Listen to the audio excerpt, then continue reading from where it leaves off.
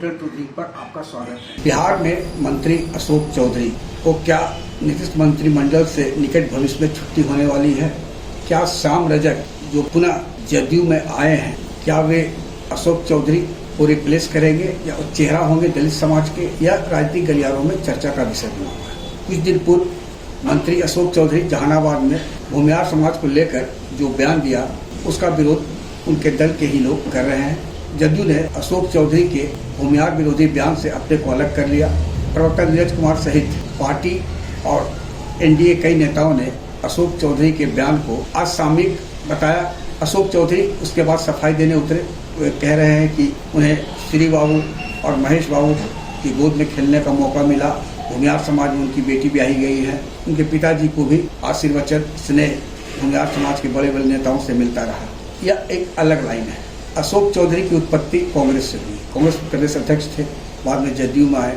जदयू में भी आए। नीतीश कुमार के काफी करीबी नेताओं में उनकी शुमार थी। इस बीच उनकी पुत्री शाम्भी चौधरी लोजपा राम विलास से समस्तीपुर से प्रत्याशी बनी, जिसके बाद अशोक चौधरी और नीतीश कुमार के बीच कुछ अनबन हुआ। ये मतभेद बढ़ते गया। इस बीच शाम्भी चौधरी लोकसभा के लिए निर्वाचित घोषित कर दी गई। अशोक चौधरी जहानाबाद के प्रभारी थे लोकसभा चुनाव के, जहां उनके नेतृत्व में चुनाव लड़ा गया, लेकिन चंदेश्वर चंद्रवंशी जो जदयू के प्रत्याशी थे, उन्हें हार का मुंह देखना पड़ा, जिसका भड़ास उन्होंने पिछले दिनों जहानाबाद में पार्टी की बैठक में भूमिहार जाति के खिलाफ बोलकर निकाला। इस बीच श्याम रजक, जो कि शुरुआती उनकी राजनीति आरजेडी से हुई थी, बाद में वे नीतीश कुमार के साथ आए, फिर वापस लालू यादव के पास चले गए और फिर शनिवार को वे वापस जदयू में लौट गए हैं।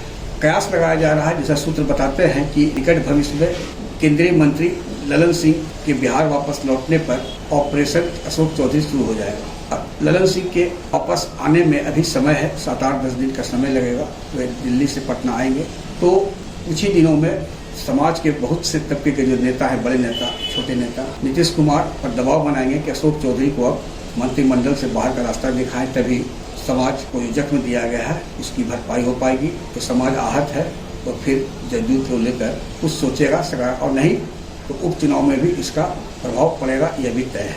और दलित चेहरा के रूप में श्याम रजक फायरब्रांड नेता रहे हैं। उनकी जदयू में वापसी हुई है, तो कोई अतिशयोक्ति नहीं होगी कि श्याम रजक दलित चेहरा के रूप में नीतीश मंत्रिमंडल में निकट भविष्य में दिखाई दे। इतना तय है कि अशोक चौधरी का जदयू में अब जो प्रताप रहा था वह आस्ते आस्ते घटा है, और जहानाबाद में दिए गए उनके बयान के बाद जनता दल को लग रहा है कि एक आधार वोट कहीं उससे खिसक न जाए। आग्रह है कि इस वीडियो के लिंक को लाइक, शेयर, सब्सक्राइब अवश्य करें। धन्यवाद, नमस्कार।